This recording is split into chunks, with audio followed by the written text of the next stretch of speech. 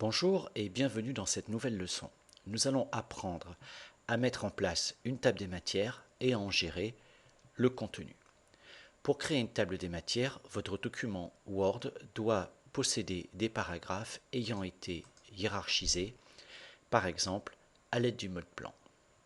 Ceci étant réalisé, nous positionnons le curseur à l'endroit où nous souhaitons insérer notre table des matières.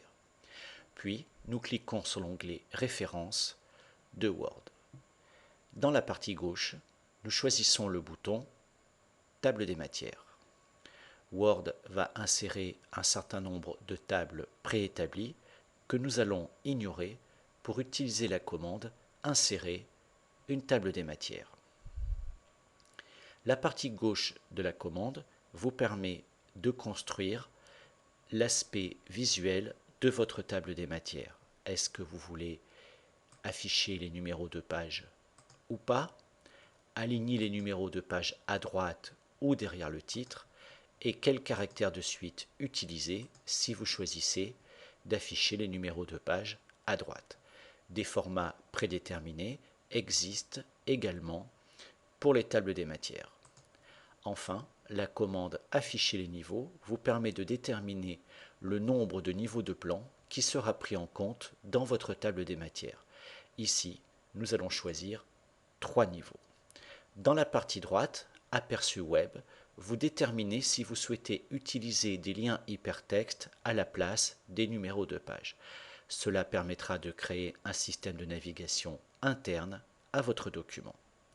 Cliquons sur le bouton OK de la boîte de dialogue. Nous voyons alors qu'il y a eu génération sous la forme d'un champ de la table des matières. Si votre table des matières est générée non pas sous la forme du résultat du champ, mais du code du champ informatique, n'oubliez pas que la touche Alt F9 vous permet de basculer rapidement d'un état à l'autre.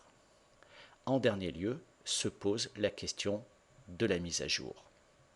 Les tables des matières ne sont pas à mise à jour automatique, c'est-à-dire qu'une modification dans le document n'est pas automatiquement prise en compte dans votre table des matières.